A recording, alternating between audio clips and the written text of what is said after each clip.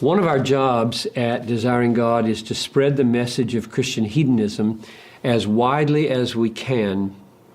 This means there will be quite a bit of self-promotion, yet there is also a good sense in our Christian culture that self-promotion is dangerous.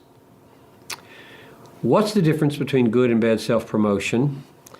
How do you protect yourself from bad self-promotion while at the same time putting a ton of energy into good self-promotion? First thing you do is get rid of the word self-promotion. And you refuse to think that way. I don't want ever to be self-promoting. I don't like that language. So I'm going to say that. I'm going to say, if what I'm promoting here is myself, I don't want to do it. And of course, a person can always say, well, that's what you're really doing if you don't like you're doing. I say, well, it makes a difference. What I'm promoting is a truth that I believe by grace I have seen. God is most glorified in us when we're most satisfied in Him. And so I'm promoting that truth.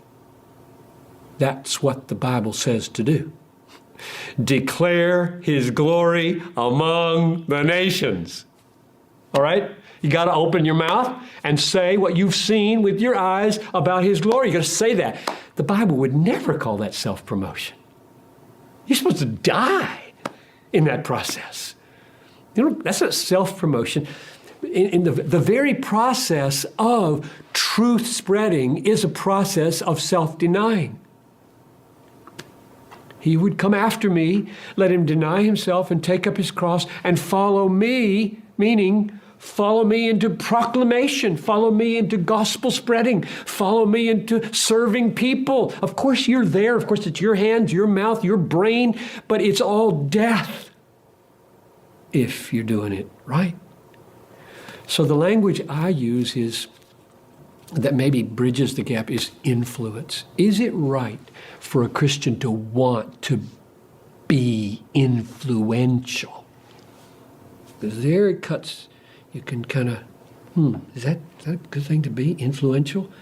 And the answer is, if what's influencing people is the truth, the beauty of Christ, the glory of God, yes, it's right and good. Paul did not want to walk into Philippi and have zero influence on anybody. That's just crazy. It's damnable, right? It's unloving. I know the way to heaven. I've been sent to go suffer much to tell people how to be escaping from their sin and have access to God. And I'm going to say, oh, but I don't want to have any influence here because I'm humble. That's not humble. That's wicked. It's selfish. So I think we should get rid of the term self-promotion and ask the question, how can you pursue influence in a good and bad way? And the answer would be, Jesus nailed it in Matthew 6. If you do your good deeds to be seen by men, you have your reward and you'll get none in heaven. If you pray to be seen by men, if I answer questions on video in order to promote my ego and my strength and my whatever, I'm lost all my reward right there and I'll be of little use to anybody. But if what's driving me is I've seen some things in the Bible. They are precious beyond measure. Jesus Christ has become a friend beyond all friends, beyond all wife, beyond all children to me. I would love to commend him and all I've seen about him to as many people as I can. He's worth it. He's worth recording for. He's worth dying for. He's worth not recording for. If that proves to be too ego-enhancing, I've got to constantly monitor the sin and the wickedness of my heart so that I discern as well as I can, I'm doing this for the glory of Christ. I want to influence people. I want to bend people's ideas away from man-centeredness to God-centeredness. I want to bend them away from the exaltation of the human will to the exaltation of God's will. I want to bend them in all kinds of ways by the truth that is in the Bible. And I think that is right. And I think keeping a check on your own ego is the way to pursue it. Then there are probably language ways to pursue it. And give you one last thing. C.J. Mahaney, good friend, somebody, one of these questions was who encourages you and helps you. He would be a helper and encourager. C.J. Mahaney said, and it's been a helpful word, so thank you, C.J. Our self-perception is as reliable as a carnival mirror. That's one of his famous sayings, which means that other people need to help you refine your self-perception. So in answer to this question, what can we do in order to avoid self-promotion or bad influence, that is, trying to influence people in a sinful way, would be to ask people, how are we doing? Are we doing things that exalt Piper in a sinful way?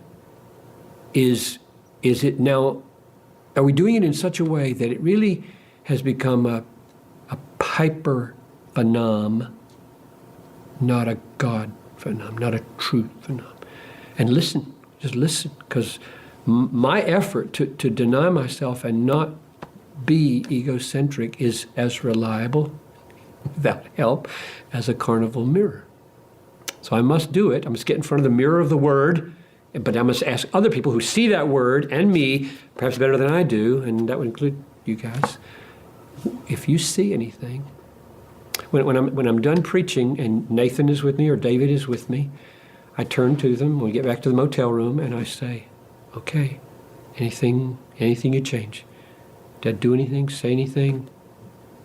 I want to be vulnerable. I'm 62 and they're 28 or whatever, and they feel awkward, telling the 62-year-old preacher that I might not have said that or done it that way or that called attention, but they do.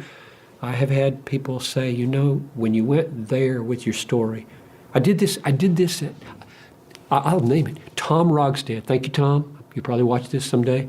Tom Rogstad wrote me a letter that pointed out that something I had said in a Southern seminary chapel came across to him as self-promoting, not Christ-exalting. And I took it. I just, I'm guilty as charged. I learn from this. So that's a piece of what we do, is get others in our face.